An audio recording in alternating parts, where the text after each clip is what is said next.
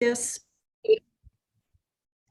and we'll be posting this online so you can review it later. We'll also be giving you the website address multiple times today. We will also be giving you some other ways that you can weigh in if you cannot see the slides, or if you want access to information in a different language or in hard copy. In printed versions, we'll be able to help you out.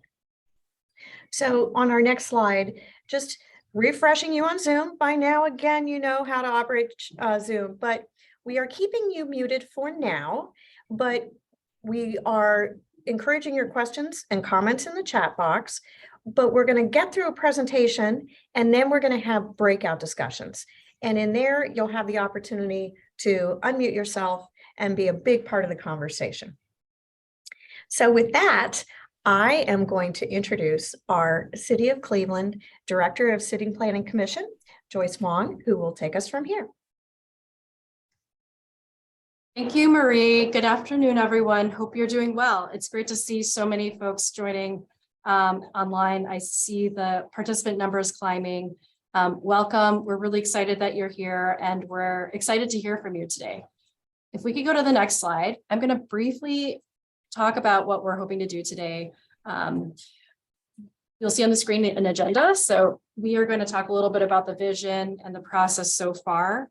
Keshia Chambers will talk about the North Coast Connector. Lisa Switkin will talk about the master plan, and then we'll have time for breakout rooms and reflections. If you could go to the next slide, please. So with the lakefront, one of the key things that we want to lift up and highlight is that the mayor himself has a vision for the lakefront. Oftentimes, the water bodies in our city, such as the riverfront, is often the symbol of a divide in our community. And the mayor has a vision of how the waterfront can become actually a place of healing and of coming together. And these guiding principles of racial equity, economic opportunity, and climate resiliency are really the guides for this process. It's something that's inspiring us all and keeping us focused on track. So today we actually want to hear from you too about what other guiding principles and values you have related to the waterfront. Next slide, please. So this is a really quite complicated project. There are two pieces to the overall vision. And I want to emphasize that there are two initiatives, but one vision for the future of Lake Erie and our connection, our relationship with the lake. So the very first, the one that you see on the left side of the screen is how we'll get there. And this initiative is called the North Coast Connector. The goal for the connector today is to learn about which bridge location and shoreway operation you prefer. And when we talk about how we'll get there, we're really talking about the roads, the bridges, the streets. What's the experience of walking or biking or driving there or taking transit? The other question that we'll be addressing today is what we'll do there. And this is titled the North Coast Master Plan. And the goal today is to learn about your values, your vision, and desired activities on the connector and at the lakefront. So think about the big picture of the lakefront. It's not just about the bridge itself or the streets itself, but really all of the area in the downtown lakefront and how we'll connect to it. Next slide. I'd like to highlight the teams that are working on these projects. So to answer the question, how we'll get there, we have Osborne Engineering. They are here today, they're in the room, and they'll be addressing some questions about, again, the bridge and the streets. On the right side, you'll see James Corner Field Operations, and you can call them Field Operations for short. They are the team really handling the master plan. And that is, again, the question of what we'll do there and what the values and vision is for the lakefront. On the next slide, you'll see we have other team members, including the community engagement partners we have with Third Space Action Lab handling racial equity strategy. Murphy Epson, you met Marie earlier today, who's handling communication and engagement, and Compass Consulting, who's working on community outreach. We also have many city partners, including myself, the Mayor's Office of Capital Projects and Communications. And it's important to emphasize that the city is the one holding the contracts and we're the ones who are promoting the planning process. Next slide, please. Let's talk a little bit about what we're talking about today. This is a map of the city of Cleveland, and the blue dot that you see next to the riverfront on the lakefront is what we're calling the North Coast. We could go to the next slide. Imagine that you're up in the air, flying around as if you were an eagle. And this is a bird's eye view of the area we're talking about. You'll see the area outlined in purple. That includes a connection from what we call the malls. So there's a green space between City Hall and the County Courthouse that, where you can see the lakefront. The round oval that you see in the top left corner of the purple box is the Brown Stadium. Also included in here is the Great Lakes Science Center and the Rock Hall, Voinovich Park. And then there's a long stretch of roadway that we know as the Shoreway over to the east, as well as the Muni lots, if you're familiar with what is a Browns tailgating experience. Next slide, please. For over 100 years, we've made plans to better connect with the lakefront. And we are really looking to make this the very last plan.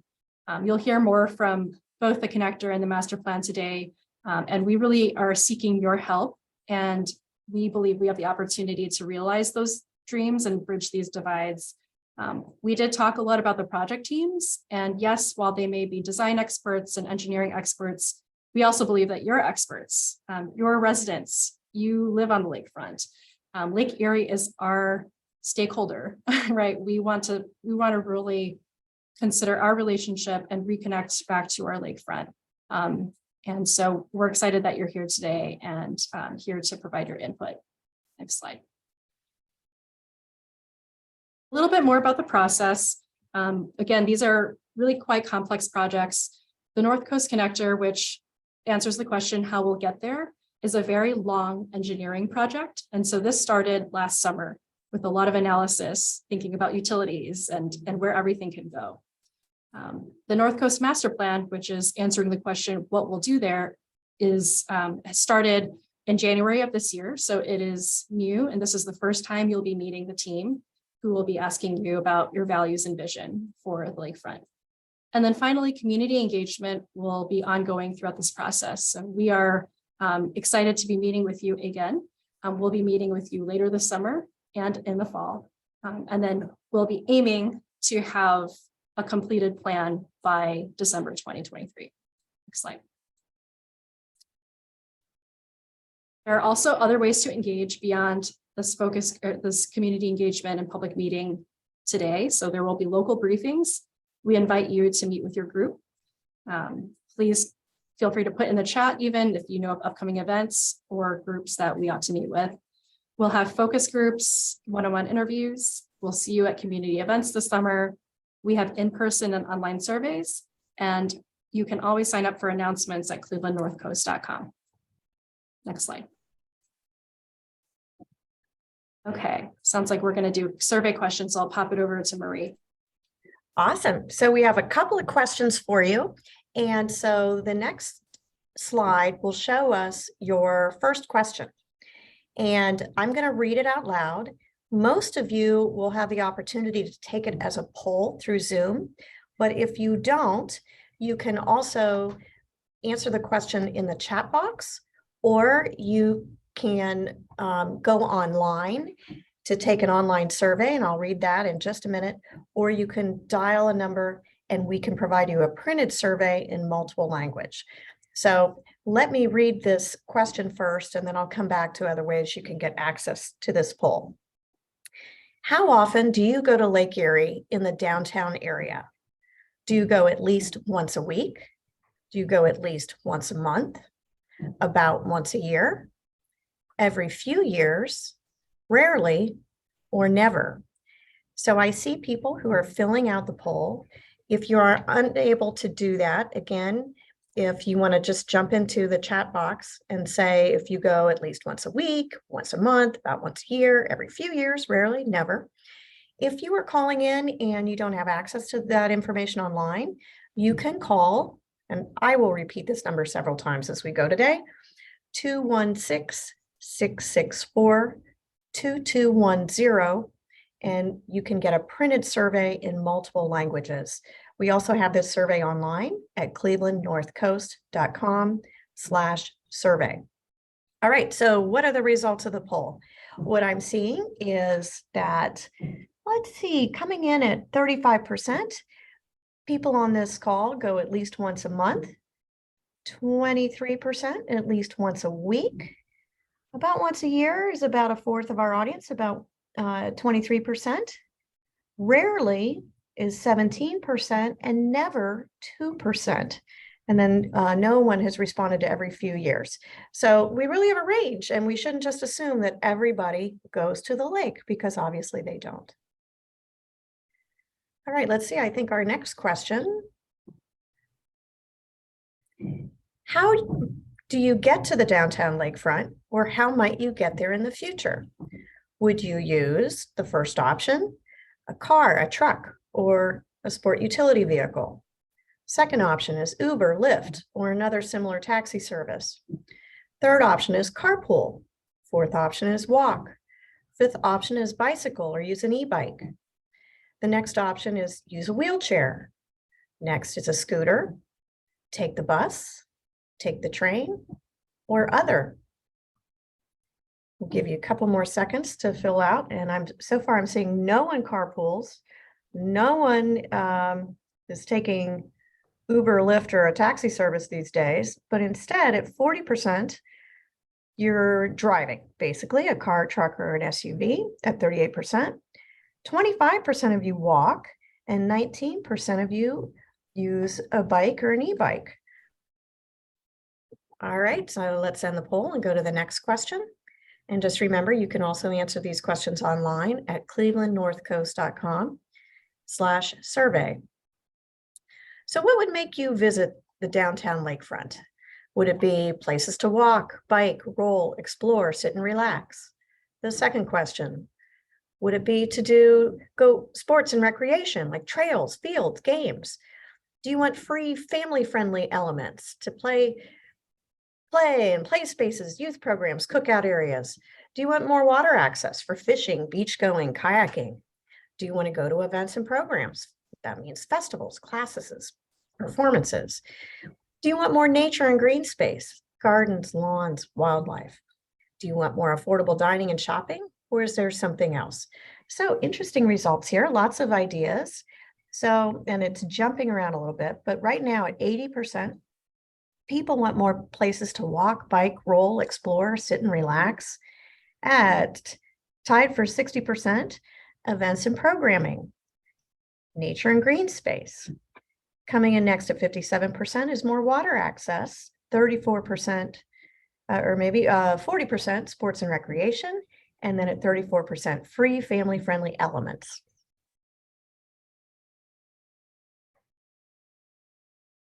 Okay, I think we may have one more question.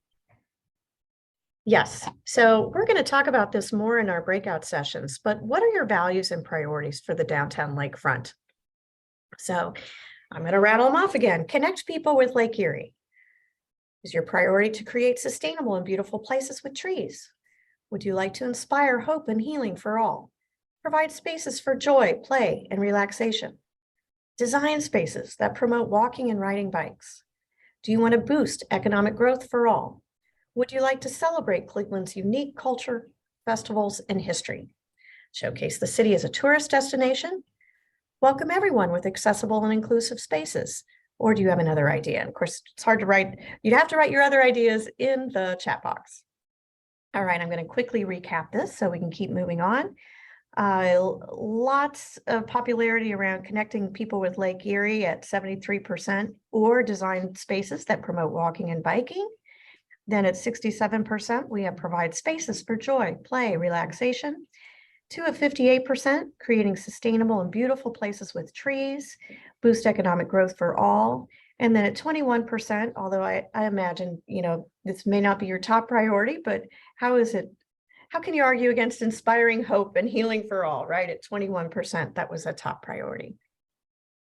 Lots of fun comments in the chat box too. All of the above design spaces.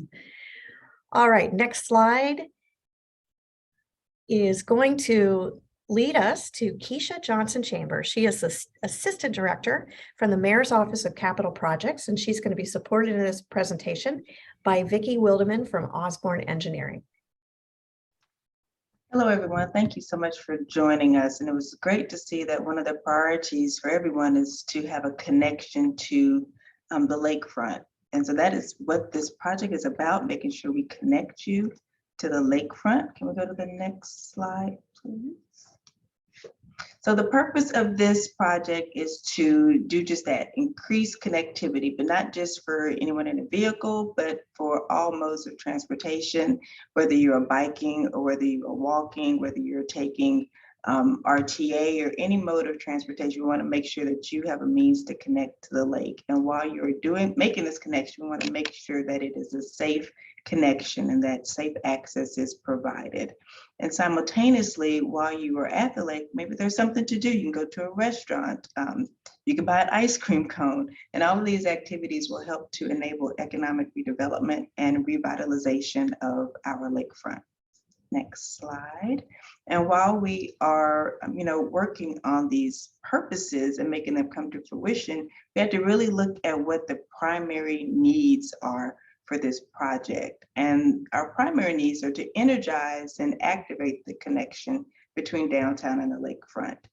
We also want to make sure that while we are, creating these spaces, that we're doing it with climate resiliency in mind and making sure that we are not creating an impact to the environment. Lake Erie is a valuable resource. It's a very valuable environmental resource. We want to make sure we continue to protect that resource.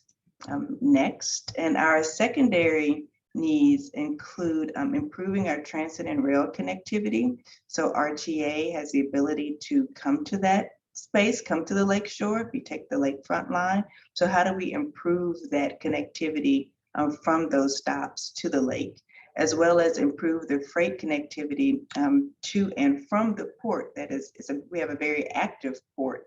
So how do we make sure that connectivity remains? And while we're doing this, while trucks are moving, trains are moving, we want to make sure that everybody remains safe in all modes, and then just foster a sense of equity around lakefront access. Just as Joyce mentioned before, quoting the mayor, this project is to ensure that everyone has equitable access to one of our best resources, Lake Erie. So next I will discuss, what this looks like. What is a land bridge? And how do we use this practice to connect the Mall C to the lake? And we can go to the next slide. So basically, land bridges are still, there is a bridge. It is a structure, there's concrete, there's steel, there's all the elements of a bridge. But the difference is the programming on top of this bridge. Usually you just imagine it as being for cars. But when we're doing land bridges, it can be used for a variety of options, such as here you see in Columbus, there is a building on top. This is called the High Street Cap, and I-670 runs right underneath this cap where there are restaurants. Let's go to the next slide. The next example is the Gateway Arch Park over I-44 in St. Louis. And the arch is right here to the right of this park. So this allowed for there to be a nice transition to the National Monument there and people to enjoy the visitor center with I-44 running right under this space uninterrupted. And we will move to the next slide, please. This one is a favorite of mine. This is Clyde Warren Park in Dallas, Texas, which is my hometown. And this park was really instrumental in just creating community downtown. There are many apartments downtown. People live in this space now, and this park just really helped to create that. And underneath the park, there is a highway. I don't know if you see where those yellow spaces are. There are cars running under there, but this is connecting the museums to the commercial district to a different commercial district on the other side. We can go to the next slide. And what we'll discuss now is the engineering challenge and or opportunity that comes with creating these spaces and creating these connections. And Vicki Wildman will come forth and share some information about that. All right, well, thank you very much, Keshia. Well, we're going to show you a short video here that highlights some of the engineering challenges and also the opportunities that we face building a land bridge. This video begins at Mall C, looks at Mall B, and then at the end to the fountain on Mall A. And for those of you who aren't sure where the malls are, remember when the Cavs won the championship a few years ago and they came back to town, we had that big parade. I was in it. Well, I wasn't in the parade, but I was there down East 9th Street, and it ended at a stage for all the speeches and presentations. That was at Mall B. So let's start the video. As our view moves towards the fountain and then back to Mall C, we come upon the edge of the bluff overlooking the lakefront. As we move towards the lakefront, we see our bridge needs to span both the rail lines and the shoreway. To meet criteria, the bottom of our land bridge needs to be 23.5 feet above the rail lines and 16.5 feet above the shoreway pavement. As we slope down towards the lakefront, we also need to keep the bridge at a relatively flat slope to make sure we meet ADA requirements. Give you an idea of how much lower the lakefront is from Mall C, the elevation difference from the top of the parking garage that you see there to the bluff is 65 feet, and that's not even to ground level. And as we end the video, we can see the open area north of the Science Center in the stadium is just waiting for something to happen. And with that, I'll turn it back over to Keshia. Thank you, Vicki. So that's an excellent visual of this project scope and some of the opportunities that we will be facing as we pull this project and move it forth. And so as we were looking at the scope of this and all the various elements that are included in this project, we broke the options into what we've been calling buckets. So bucket A is no land bridge, no changes. This is the no build option. Bucket B is build a land bridge over the existing shoreway. Bucket C is build land bridge, but the shoreway becomes a boulevard. And bucket D is build land bridge, remove shoreway entirely. Next slide. So as I mentioned before, as far as our purpose and needs are concerned, we had to apply kind of some of those same criteria to make sure that, so we could properly evaluate the buckets that we have. So we wanted to make sure that we improve safe pedestrian connectivity. We want to support planned economic development and revitalization. We want to create new public green space. As you did the flyover, we had lovely green space on the malls, but after that, there's not any more green space. So we want to create new green space. Maintain a direct vehicular connectivity to East 9th and provide acceptable vehicular movement downtown. So as we applied these screening criteria, you can go to the next slide, we were able to then eliminate some of the buckets. So for bucket A, which was do nothing, this was not an option for our city and this purpose. Next slide is bucket B, build a land bridge, keep shoreway as is. And this is a viable option. Next slide, please. I catch up myself. Bucket B, option 1 is build a land bridge in a diagonal configuration. This is similar to an alignment that was presented by the Green Ribbon Coalition. Bucket B, option 2, this one was actually dropped because it did not meet any of our traffic safety and connection criteria.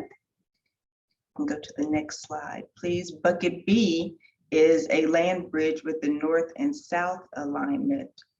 So where you saw before, the Greenbelt Coalition Bridge had a diagonal alignment. This one has a north and south alignment right along the Brown Stadium.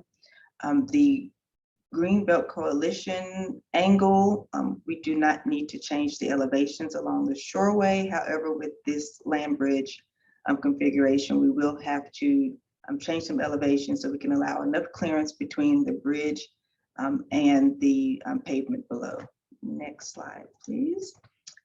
Bucket B, option 4. This one was dropped. This was to convert the shoreway to a tunnel, and this had a variety of connectivity challenges, engineering challenges, and to an extent where we wanted to drop this one. Next bucket, or next slide, please, is for bucket C. So now we move into build land bridge, so mirroring the first bucket, bucket B, but now we are changing the shoreway, proposing to change the shoreway to a boulevard. So let's quickly discuss what a boulevard is in the next slide. So a boulevard is still in essence a road. It's a wider road, however, with a median down the middle, and this median can allow for a turn lane or allow for median, green median grass space to be in between the roads, the two separate roads that are traveling in different directions. And it also allows us to slow the traffic down. So one major point of the boulevard is to decrease the speed. So shoreway is currently at 55 miles per hour. Boulevard will allow us to reduce the speeds to 35 miles per hour. We can go to the next slide and we'll show you that from West 3rd to East 9th Street, it'll be a 2-lane configuration, but from East 9th to East 18th Street, it'll be a 3-lane configuration. And then further down, it will go to 4 lanes to connect to 90. All right, so as we went through the options in this bucket, the first option presented was that the boulevard ends at West 3rd, and this one was dropped for poor traffic operations and lacking in connectivity. And then we looked at the option to end the boulevard at West 3rd and extend East 18th Street to connect into the boulevard. So very similar to the option just read under here. This also has some traffic operations concerned, and this one was dropped because of those concerns. For the next slide, you'll see that bucket C, the boulevard continues to the main avenue bridge, and this allows us to enhance and improve some traffic operations for both of the options. So the configuration hasn't been decided, but we have 2 configurations that can connect to the main avenue bridge, and both of those are deemed as feasible. Next, we'll show you the main avenue bridge. So the boulevard continues to main avenue bridge, but there's the extension to East 18th Street, and East 18th Street will have a nice kind of slope downgrade connecting into the boulevard. And because this continues traffic operations in the manner that we deem to be safe, we will continue to investigate this one, and this option remains. For the next options, the very last one, this was bucket D. And bucket D was to build land bridge and remove shoreway entirely. So you remember that from the very first slide about this. This one was dropped. It will not allow traffic connectivity if there is no shoreway there, and the traffic operations will not be as needed for this project. So this one was dropped. So to highlight what was said, as we reviewed the concepts based on the evaluation criteria that we had, we decided to keep studying alternative B and alternative C. So we'll be looking at building the land bridge over the existing shoreway. And then we'll also be looking at turning the shoreway into a boulevard. And so the next steps in this process, you can go to the next slide, are to continue the engineering and operations analysis for this, conduct our environmental studies, continue this public engagement. So your feedback on this project is very important as we continue to do our engineering work. And then assess multiple factors, including pedestrian and bicycle movements. So now as we're doing the analysis, we're including impacts on bicycle movement and pedestrians in this space as well. So I believe we also just have a few more next steps. We want to identify and estimate property impacts. expand and refine evaluation criteria. So the first round, we had one set of criteria. As we're moving into the next round, is a different set of criteria. Use your input as we continue to do these analysis. And in September, we will be reporting our findings and sharing our findings with the Ohio Department of Transportation. They've been very involved in this project and been reviewing our analysis along the way. But we will be presenting our final findings to them in September. And with this presentation to them in September, we plan to have a selected preferred alternative by the end of the year. Okay. Thank you, Keshia. And Leah, if you can go back just 3 quick slides, I think. We have another question here, and this is kind of the $64,000 question, I think. So if those of you may or may not know that reference. So here's the big poll question or survey question, or to put in the chat. Do you prefer to leave the shoreway like it is, which is a freeway operation at 50 miles per hour? Or would you prefer to remove the shoreway and build a new local road? Keshia explained a boulevard type of approach, which would be no more than 35 miles per hour operating speed. So we'll let people kind of digest that. And while you do, I just want to remind you all, if you can't answer the question via the poll function on Zoom, you can answer the question in the chat, or you can call 216-664-2210 for a printed survey in multiple languages. All right, the results are in, and 79% would like to remove the shoreway and build a new local road, or basically that boulevard option. There is about 24% of you that would like to keep the shoreway as a freeway operation running about 50 miles per hour. All right, so with that, we are now going to switch our presentations, and Lisa Switkin from James Corner Field Operations is about with her team to share their screen. So while they do that, team, while we switch to the other presentation, I want to alert you that we're going to do 2 breakout sessions. And so for everybody listening in, once we get through this presentation that Lisa's going to share, then we'll have opportunities for conversation in breakout rooms. Great. Hi, everybody. It's a great pleasure to be here. We're really thrilled to have this opportunity to work on this planning process and really realize its significance and its potential and its vision along with all of you. I also wanted to just recognize our team, which includes Cleveland-based Robert P. Madison International, as well as HR&A Advisors, MKA, and Durham. Just a few things about us. Hopefully you know who we are. Field Operations has really had a sustained presence in Cleveland for the past 15 years. We led the sort of redoing of Public Square. And at the same time, we're also known throughout the region and the country. We've worked on projects like the High Line in New York and the Presidio tunnel tops in San Francisco. I personally am also from Ohio, so have a great and deep sort of respect, and it's great to be home in many ways. Next. Just wanted to kind of call out again the purpose of this master plan or this planning process, and it's really to kind of create a community-driven plan that is fundable and implementable with this guiding vision for connecting community to the lakefront.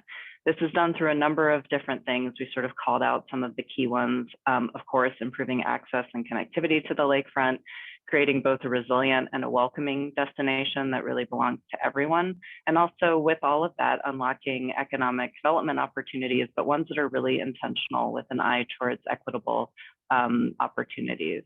Next. So this is a site which you saw earlier, but I just wanted to call out a couple things because as part of that, we actually added different mileage on that just so you can kind of get a sense of it. Right at the top where you kind of right in front of the Brown Stadium on the lakeside, that is about a 7-minute walk from the end to Voyna, from the end of the port edge to right before the sort of cut that you see at the north coast where the Mather is right now. The strip in front of the airport, that kind of long like panhandle that comes out, that's about an 11-minute walk where the Muni lots are.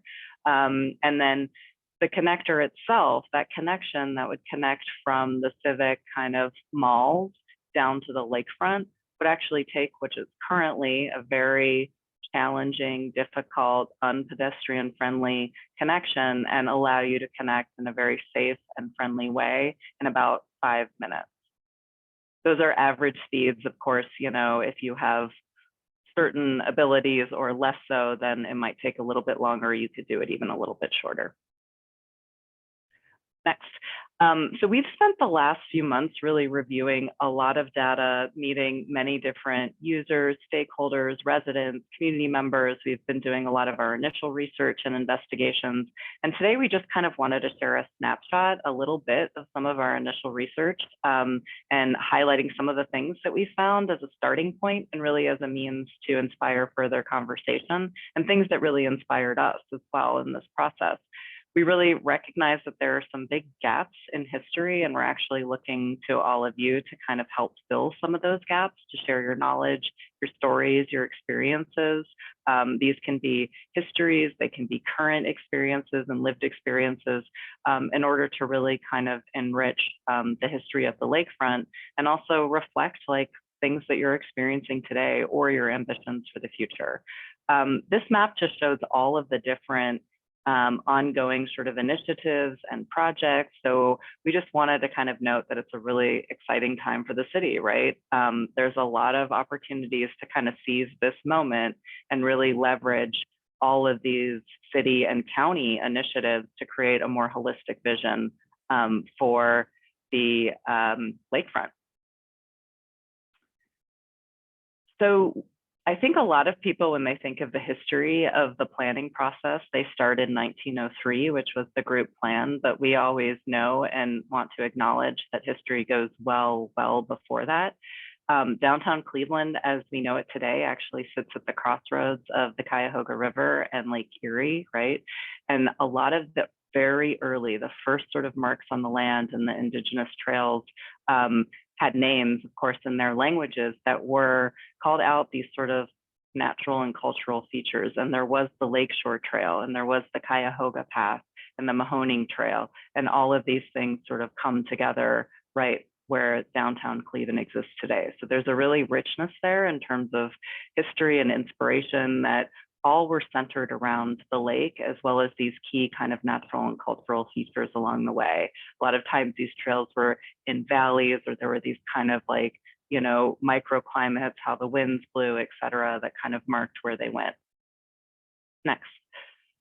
I think one of the other things that we've found you know, really important is that Ohio was, of course, a key player in the operations of the Underground Railroad. If you look at the map to your left, you can actually see that many routes crisscross the state. And there was like this real concentration in Ohio on these maps, several of them sort of ultimately passing through Cleveland, which was called Station Hope, because there was this promise of freedom by a passage across Lake Erie into Canada. So that's something too that we think has a real kind of inspiration for the downtown lakefront, and this kind of idea of hope and freedom that sort of surrounds that. Next. Green Book Cleveland, which some of you may be familiar with. There are two sites within our kind of downtown area, East 9th Street Pier, as well as Public Hall, that were highlighted in Victor Green's Green Book guides. These were published between 1936 and 1966, and they helped Black motorists find courteous service, to avoid harassment and the embarrassment of actually rejection in their travels. And you know, during the 1960s, there was the East 9th Street Pier became home to a popular local restaurant, Captain Frank's. That's that image up at the top right. There were a series of what were called moonlight cruises or breakfast cruises on Lake Erie that left from East 9th Street Pier, and these were a popular pastime and part of this kind of larger tradition of such cruises in the African-American community. So this was a place that was actually marked as a safe place for the African-American community back in the 1930s and 1960s. Next. The first Asia town was also in our site area, and it was established as early as 1860, and Chinese Americans settled primarily around Lakeside and St. Clair Avenue. And of course, there's been this migration eastward where residents were actually forced to kind of move out, but that history is still there today. Next. I think the other thing that's kind of really important as we start to look at this site is that Cleveland was sort of once known and experienced as a city on the lake. So you can see some of these images from 1797 all the way to 1915 that kind of show this relationship. That image is the county courthouse, you know, and you kind of have this lake kind of esplanade, promenade, and then you see the lake just on the other side. But the North Coast has also been a host to a number of uses, of course, over the past 130 years. So some of these, this is just a sampling of some of them. Some highlights were the Cleveland Yachting Club in 1895, the Lakefront Railway Terminal, which happened in 1915, the Municipal Stadium in 1931. Something that's actually pretty interesting, and you can see the box in the middle on the right, it says 1936. Between 1936 and 1937, there was the Great Lakes Expo, which featured hundreds of attractions over 135 acres. They even built a kind of land bridge to connect back to the city as part of that. And all of these things were sort of attractions on the lake where everybody came down to the lake to be a part of that. Next. So there's been a number of key events and moments in time that have contributed to this evolving city and shoreline. These are just calling out a few of them, from the first piers and the railroads to the breakwater construction for navigation in the water. But there's basically been a series of land reclamation, including the completion of Burke Airport, et cetera. We made this drawing in order to kind of understand ourselves, like where that historical bluff line was. The sort of city on a bluff is very psychologically removed now, I think, from most Clevelanders. But there was this kind of historic bluff, and everything over time has basically kept pushing the relationship out, right, from the historic bluff and downtown to the lake. And it also has this over 60 foot grade change between now the top and the bottom. So this drawing, I think, helps to illustrate not only what's happening here, but also that this is like another transformation as part of a history of transformations. But this time we have an opportunity to do it with different values. The next drawing shows, again, that what came, of course, with the railroad and the shoreway was also a series of severed connections to the lakefront, primarily from the neighborhoods down to the lake. There's been a long history of plans for the downtown lakefront. These are just some of them that we've started to kind of overlay from 1903 group plan and this desire to extend to the lakefront all the way through just a year or two ago. And we overlaid a number of these plans on our site in an effort to learn from them, but also to kind of see them anew and afresh with a different set of principles and values and goals. This just shows some of the commonalities of uses. If you kind of overlay all those plans together, you can kind of see this mix. There was ideas for mixed use and parks and residential housing, connections, et cetera. Next. You can also see this is kind of like a heat map of all the different places where development has been thought about or cited in all of those different plans. And by development, I really mean buildings, whether they were for, at the time, office or housing, et cetera. Again, that mixed. So we wanted to share just a couple case studies, again, to kind of initiate a conversation about uses and activities, both for the lakefront and the land bridge. The three that we're going to show you for the waterfronts are all kind of similar in scale to our site, but they showcase a mix of uses. So each of them have kind of different ratios and percentages. Some are a little bit more urban, some are more natural, some are really eventful and active, some are more passive, but each of them kind of have a unique character and identity that really reflects the cities where they are, their context, their region, their ecology, people, culture, et cetera, and that's really important. And so that's, again, something that we want to draw on, of course, from Cleveland's resources. This is the Detroit East Riverfront. You can kind of see that there's this concentration of open space, the green, that really is along the river. That was kind of a key move in that plan. And there's about 12% development or kind of building footprints in red. Next. The next one is the Toronto waterfront, also on a Great Lake. This is more distributed open space. It's kind of more in chunks of kind of parks that really tie back into the neighborhoods. And it has a higher level of sort of built buildings. It's about 28% development, so nearly a third. This is the Chicago Riverwalk. So this kind of spans both sides of the river. It's much more urban in its context. And so there's much less green space, but the green space that there is really well sort of thoughtfully integrated to kind of create, for example, you can see in that lower image, kind of moments where you have wetlands and things at the water's edge that create an experience, but also help to with performance.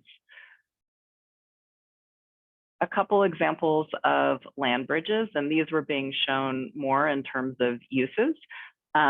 So, you know, there are different and unique ways that you can create a land bridge. These are all similar in scale, again, to the scale of looking at from the mall down to the lakefront.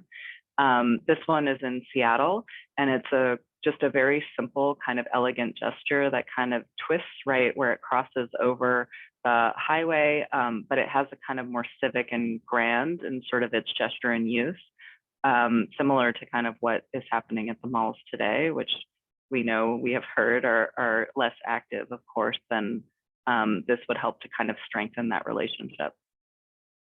Next. Penn's Landing in Philadelphia is going through a cap or kind of land bridge as well. This is much more active with a series of features and elements connecting downtown to the Delaware River. And next, the 11th Street Bridge, again, very iconic. This is over a waterway, but this kind of activated destination that's connecting the capital to a neighborhood. Next. So we wanted to end just with a couple observations and some of the emerging priorities and prompts to help aid discussion and breakout activities, which you guys will go to next. So the first thing is just highlighting the challenge. I think this image is just very visceral, right? Like this is the challenge. There is this big gap and divide between downtown and the lake, and that has challenges in terms of both being a physical barrier, but also a psychological barrier, as well as elevation changes and a host of other things. But, you know, we're also trying to kind of establish a series of priorities for this planning process that will help guide this whole design process. So one is this idea of prioritizing the public realm and what we're calling inside out planning. We're trained at field operations in both landscape architecture and urban planning and design. And so where a lot of master plans start with the development parcels, the kind of building footprints, we actually work the opposite. So we start with the public spaces, the key connections, and then we kind of work in integrated development. So it's taking like that the public spaces and the connections are the kind of priority. The next one is about integrating thoughtful and equitable development. This has to be very intentional, connecting this notion of the core to the shore and back to the core. So this kind of relationship that has synergy between the two, so downtown and the lakefront, centering equitable and multimodal access. So providing, you know, both bike and human friendly, but also this affordable public transit options and thinking about a multimodal transit hub here. Telling and celebrating the whole history. I think that this is really, really important and key and foundational to the way that we're thinking about this. And whole history is a concept that has been developing for a very long time, but it's really highlighting gaps and lived experiences which are lesser known in order to give them weight and kind of honor these stories in a way so it's not just the same stories being told over and over again. foregrounding ecology and recognizing the lake itself as a stakeholder, right? And thinking about other types of nature-based solutions for the shoreline. Fostering joy and activation. We want this to be a place for joy. We want people to really come down and feel like it's almost their kind of backyard. And then embracing both the water, but also the bluff. So we feel like the bluff, of course, because of its current condition, is really seen as a barrier.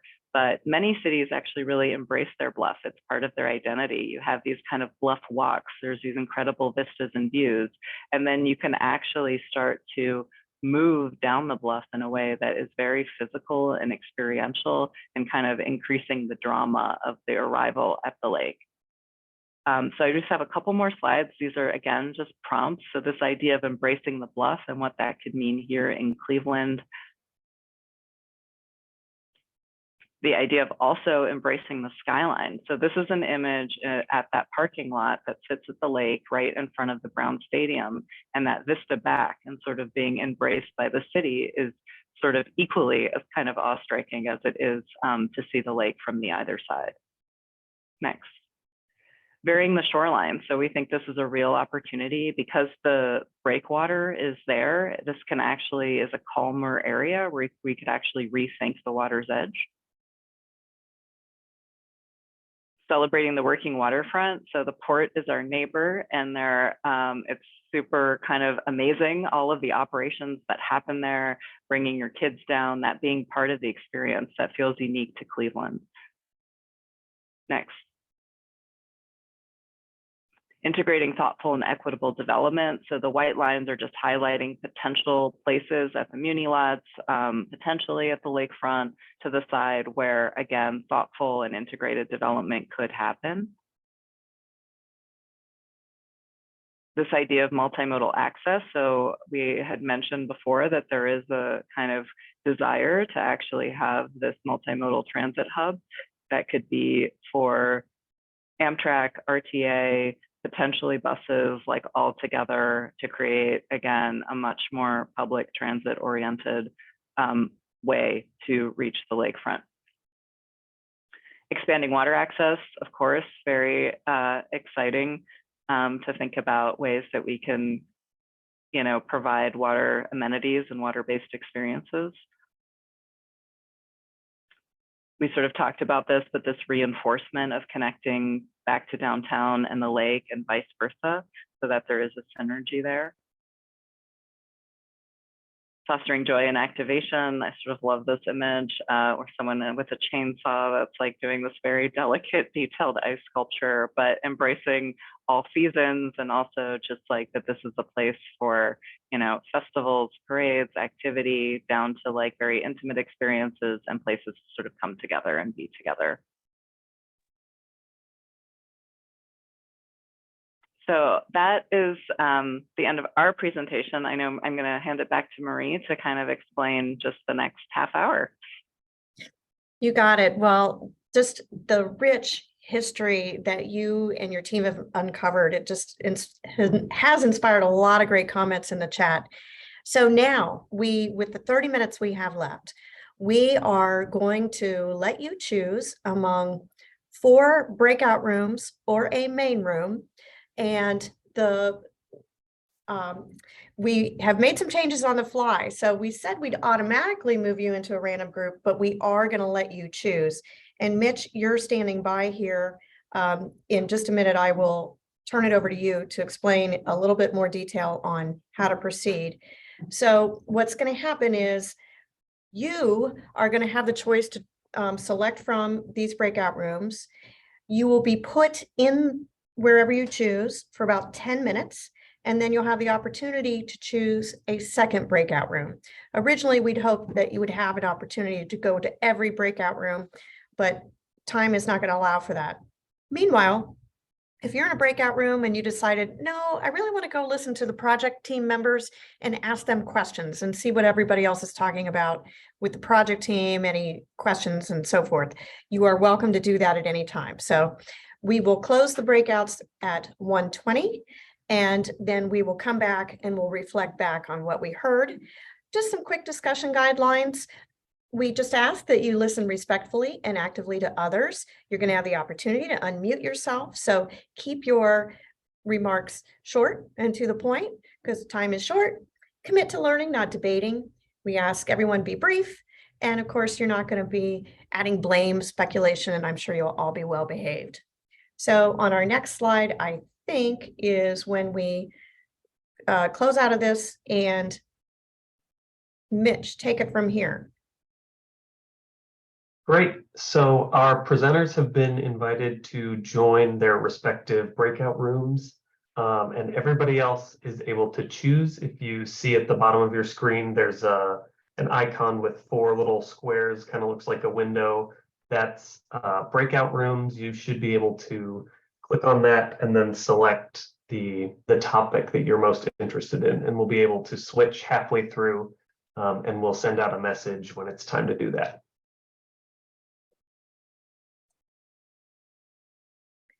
Mitch, while people are choosing their rooms, are those of us who are staying in the main room don't go anywhere, right? We just sit tight? Yeah, Yep. someone who's asking what stories is, we're actually asking people to share their stories about the lakefront. Those can be stories that have been passed down to you. They can be your lived experiences. And if you haven't been to the lakefront, that too is a story, and like why you feel disconnected from the lakefront. So we're asking for all of that.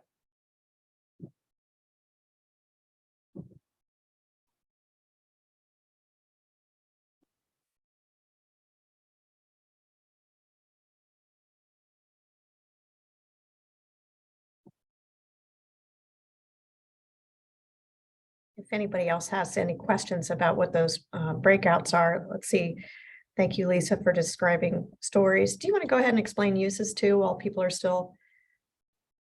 Sure. So for the uses, we have a couple of prompts, but it's more about the types of activities or things that you want to do there. So getting feedback on all sorts of activities, programming, elements that would sort of draw you to the lake, but also kind of getting a better understanding on like where you personally fall between like a spectrum of urban and natural, or like water access, like being on shore versus potentially getting in the water or touching the water or viewing the water. Great. Well, we have a lot of people who have stayed in this room. So what I think that means is they've got questions for our team. And so I am scrolling back up into our chat boxes, but if you want to raise your hand, if you're in this main room, and who we have with us, we've kept Keshia Chambers in here, the project manager for the connector, Joyce, Huang from the city of Cleveland, who's the city project manager for the master plan, and Lisa, who you've just heard from field operations. So let me, why don't we ask our participants to raise their hands and bear with me, I'm trying to view my screen. And are we allowed to stop sharing the screen maybe so we can see each other a little bit better? I think that's a great Okay. idea. Okay. You don't So- need to turn your video on though if you're not comfortable. That's fine too. All right, we have a lot of folks here. You know, Jeffrey Weston Sleesman, I was watching your commentary and you had a lot of great comments. So could I call on you to, I know we didn't respond to all your questions. So do you want to throw out a couple of your questions? Sure. I mean, I kind of didn't, it should probably be in the connector choices room, except I almost don't want to be, just because I feel like there's overlap and interconnection between all of these, and a lot of my commentary is already very long. Some of those connections, and I'm not sure why I'll kind of reliving them, but I mean, I've talked to Joyce about this, and I think the breakout room, if I actually wanted to choose, would have been Vivian values, because the big problem I see with any of this is if we have a fantastic project other than that road. And then that road just by design and kind of over prioritizing the vehicle speed and volume across, essentially not really deviating too much from the four-way design as it is. If all that does with the roadway is to undermine everything else that we have, and saying these connections actually are as valuable as we say or as we want. I think it would be kind of a once in a lifetime mistake.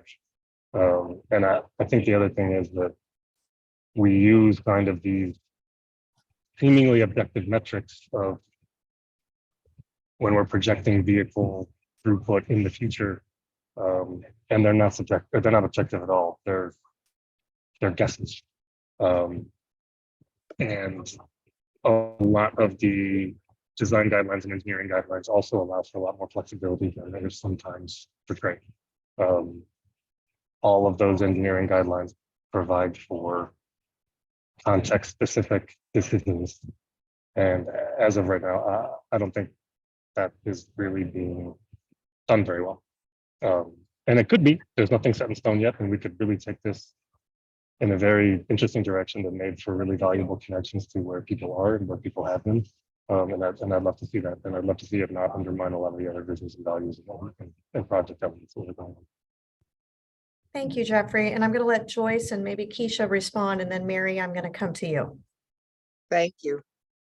Or Jeff, I know that we are, as you stated, still in the drafting period. And so this is really valuable feedback. And I think ultimately, you know, as stated in the primary goals are around low carbon emissions, economic development, and then also multimodal bike pedestrian. And so clearly there may be a mismatch right now between those stated goals and what we're seeing. And so I'm curious, you know, what are if you could name like very specific changes or ideas that could help get us closer to those goals. Yeah, sure. I mean, and you know this, I harp on lane widths a lot. Both lanes are three-way width lanes. Arterials that are designed for under 45, 50 miles an hour, depending on whether it's Green Book or ODOT, should be 10 or 11. And then the border of that roadway should have some kind of elements that are actually, you know, provide some visual friction to slow down cars. And then the intersections, the way they're designed right now, are very wide and dangerous, and they are almost perfect replicas of all the intersections that are on the city's high injury network. And rather than replicating those high injury intersections, I'd like to see them fixed and really meaningful connections for people to be included, especially and we go over this over and over, in a city where a quarter of the folks don't own cars, and that is not equally distributed. In lower income east side neighborhoods, those figures get up about 50%. And so when the space is dedicated to car speed and car volume, that sends a very strong message to portions of the city that this isn't for you to get to. That's a strong concern of mine toward the eastern part of this, where Old Chinatown and Asiatown are directly across from the shoreway, from the lakefront. And when we have a even wider intersection at the East 18th connection, it also says that of, well, we're including these elements in programming, but not actually the space and geography of it. And then we're jutting out so we can, and I understand and I get that this is still planning, but the way it is right now, it has the East 18th intersection actually goes, I don't know, it takes a little jump to the even farther east to make it more level. But the leveling part I understand, but it also means, oh, you walking from Asiatown, then you have probably half a mile more to walk. Jeff, I'm going to have you wrap up because I want to get to Sure, Mary. yeah. But those are such great comments, and the specificity and those same issues that you raised in the chat, we'll make sure those get captured and conveyed. And Mary. Yes, I'd like to piggyback on a teeny bit for a second because I'm in total agreement. Personally have a long time connection with the lake as a child. My history with my family, I used to camp on the lake on Kelly's Island every year as a kid. So fishing and boating. I was just on the lake last summer, was boating. But the access to this wonderful resource has been kept from most people of color. The minorities of their communities have been greatly impacted. A lot of people live here 2 miles from the lake and never ever see it. So he's speaking the truth. I would like to see the green space, the bridge, and I also would like for us to be able to keep Route 2 in some form. If it's a boulevard, then so be it. But because it's the roadway that connects us from the east to the west, and it also allows people to actually take a view at the lake while they're driving. So going slower might be a better thing. That's the reason why I said the boulevard is a great thing, because it's calming. That ride between east side to, and I make it often. I've made it the last month. I've probably made it 6, 7 times. So I like having that access. I go downtown. I use the west side. I'm a west side market person. So, and I live in the way east. So, you know, utilizing the city and having it be open. Oh, and the river, our wonderful river. I used to go, the restaurants, all the restaurants where you could go and sit on the river, and that's important too. I saw something, you all had a speck of someone's riverside, and it was green space along with, oh, it was gorgeous.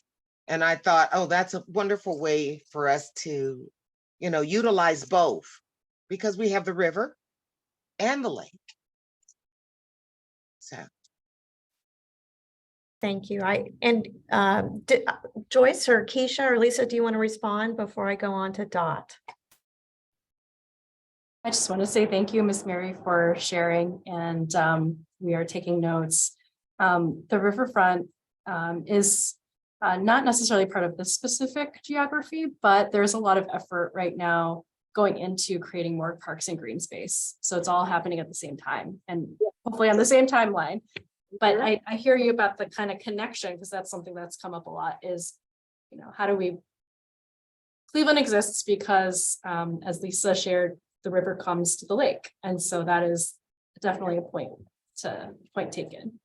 Thanks. Yeah, and I see Dot, you have your hand raised, so we'll come to you in a second, but I just wanted to say that everything you're saying like resonates very deeply with me. And so, and I know with our larger team, so, you know, we do very much believe in like listening first, and that's why we didn't share designs or ideas for the lakefront, but in a couple months, we'll be happy to be like taking all this feedback and then sharing and iterating that with the community. So it's not meant to be, again, a fixed design, but we wanted to kind of listen first, hear things, then come back, share things, and then we'll modify it again.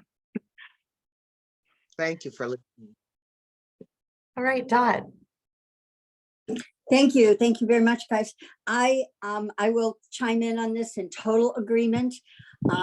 Twice in the past 5 or 6 years, I went on a fishing boat with my sons and grandsons, and I had to charter with a young African-American man. He had all his licenses and paperwork, but he was telling me about his inability to be able to get any kind of dockage along the lakefront.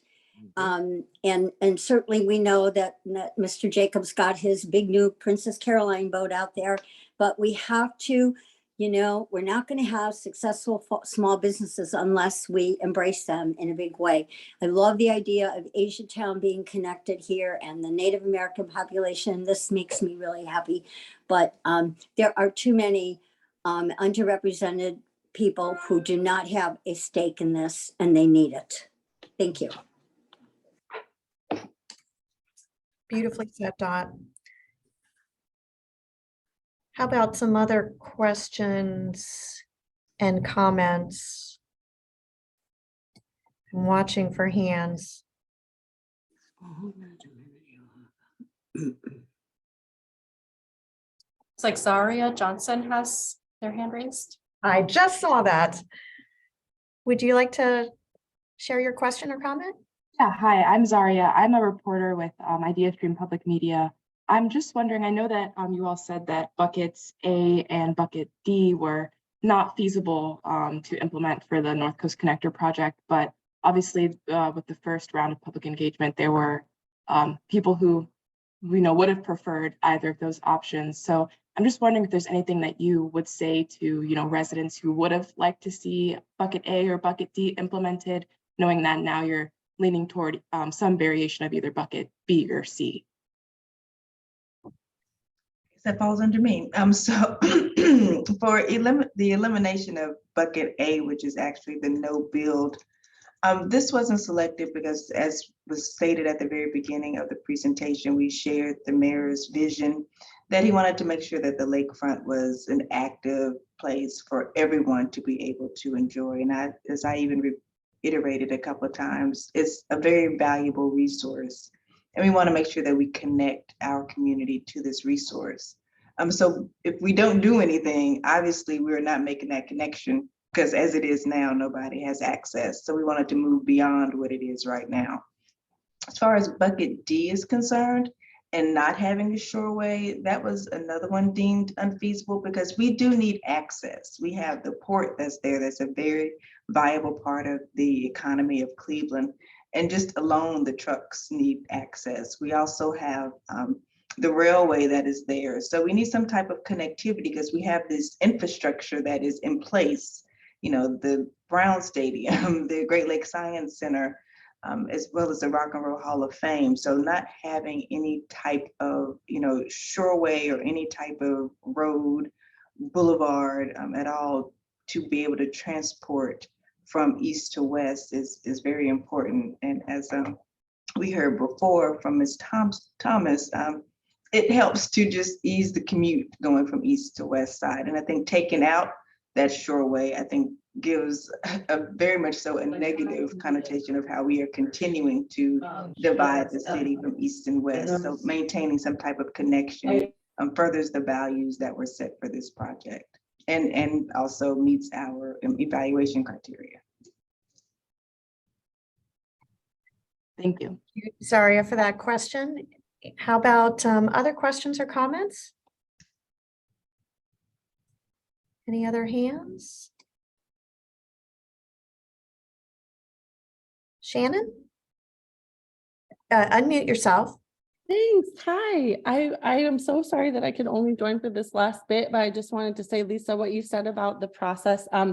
In my day job, I'm also a user-centered designer, and I appreciate so much the idea of coming to listen first. And I just wanted to say thank you all for your transparent process and the way that you're obviously incorporating the communities who care the most. And yeah, so just thank you. I look forward to sort of learning and listening more to the continued process. Thank you so much, Shannon. And this is a good prompt for me to remind everybody. We will have, it's on there now. We haven't promoted it yet. We wanted to get through the public meetings first, and then we'll start promoting. There is an online survey that mirrors a lot of our conversation today. That is at clevelandnorthcoast.com/survey. There is all sorts of additional information there as well. We can also repeat the telephone number, which we'll do again at the end of the meeting today, if you want to call for that information in handout format. And we also have a lot of project information that we're accumulating on the website, and we will post our recording of this meeting there as well. And thank you, Joyce. You just put the survey link into the chat. I understand the conversations are going really well. Let's see. Oh, do I have another? Sam, what question or comment do you have? So you mentioned that like Plan D was dropped because there needs to be some access through vehicular means. But when it comes to Plan C with a boulevard, there's a wide range of options, everything from the West Shoreway, which is almost a highway, to Euclid Avenue with the Health Line, which is also a boulevard. Those are two very different quote unquote boulevards. How are you going to transition and make sure that you build something that is pedestrian friendly and accessible for people, multimodal, and not just a more green shoreway? Absolutely. So as before mentioned, pedestrian and bicycle safety, any kind of cycle, any kind of mode of transportation other than vehicles is very important to this design and making sure it's incorporated. What wasn't seen in the PowerPoint presentation and is better seen, I believe, in the roadmaps that they're showing in the connection discussion breakout room are the actual paths for the bikes and for the pedestrians. So those are being designed and incorporated into the project, making sure that we place crosswalks at the right location so people can easily go across the boulevard.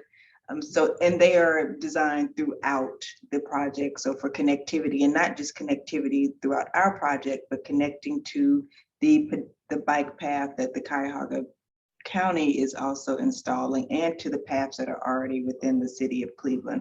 So we're making sure that the connectivity is present for those that are walking, those that are on bike, those that are using the RTA. Communications are happening between people that kind of have ownership in all of these projects, so we can better coordinate that effort. And Sam, I would challenge you to, I hear preferences in your comment. And so while we're taking notes, I really encourage you to take the survey and write in the comments, I want to see this. Or if there's something of those options for C that you do or don't like, all of that commentary and input really is listened to. All right, Dr. Kate, I want to go to you and then we're going to wrap up because we're about to have a whole bunch more people join us again. Go ahead. What's your comment or question? Just a comment, and I put this in the chat earlier. Where is the conversation about the airport in this big master plan? I can handle that question. This is Joyce Huang. Hi, Dr. Kate. Hi. I'm the planning director. And so the chief who is above me, he's the chief of integrated development. And we're actually undergoing some studies right now to explore the future of the airport. So there's an economic analysis that is about to start this summer. Okay. And ultimately, should we decide some future of the lakefront, there's a possible phase 2 planning effort that we can enter into. But I think right now we're at the period of just doing due diligence to explore what that. Okay, thank you. And if I could address the question too about the roadway, I just want to tag on to what Keshia was sharing. I think there is a difference between having a shoreway and a difference between having a boulevard, in that with a shoreway, you cannot create intersections, but with a boulevard, you can. And so it creates a whole different kind of development scenario as well, because you can then have like a city grid if you wanted, right? And so I think that's the pro to having a boulevard. And to your point, I think that's something we should really examine. Well, thank you. Lisa, did you have one last comment you wanted to chime in? Well, I was just going to say that all of the things you mentioned, speed limit, traffic calming, potentially narrowing down lanes, like tree planting, bike waves, pedestrian, this is the next phase, right? First was kind of understanding the options. And I think all the design of the road, which is incredibly important, is what we're entering into, I would say, moving forward.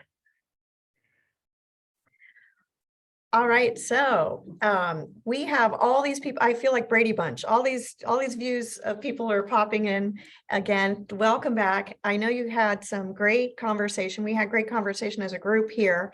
So I would like to go to our vision and values team first, and because I understand they had a robust conversation. If you could pull up your Jamboard, we only have a minute to really hit the highlights. So let's see who can share their screen for that. Liz. All right, who was our facilitator? Or better yet, a person in the group who wants to talk. Yeah. Liz, where's Liz? Is she here? Chi, did you do this one? I don't have my list. Yes. Liz and I was on the value and mission. We heard a lot of about I think the connectivity ability is still a big one for everyone, and welcoming is a big one. Growth of population is a couple of key things people are talking about there for the vision. And for the vision, you can see trees and yes to people, easy and breezy. These are big ones. And we also heard things about we really need to do it now, not just talk. Awesome. Thank you, Chi. Okay, let's go to uses next.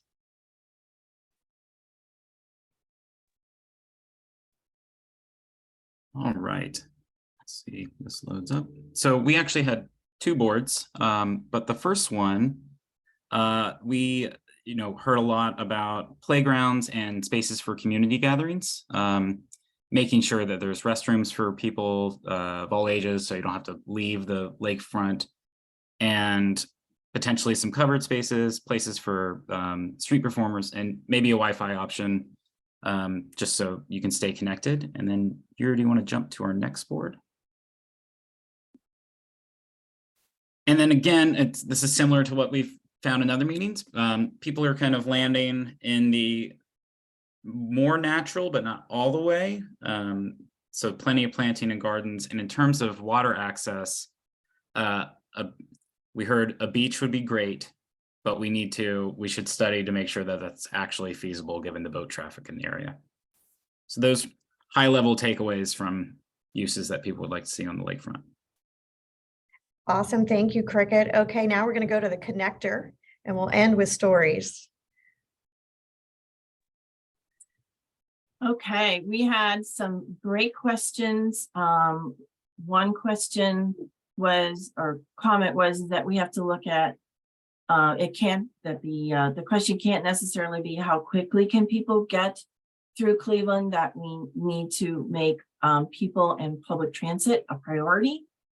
And there was a lot of questions or curiosity about how the different options were evaluated. We're going to post that online.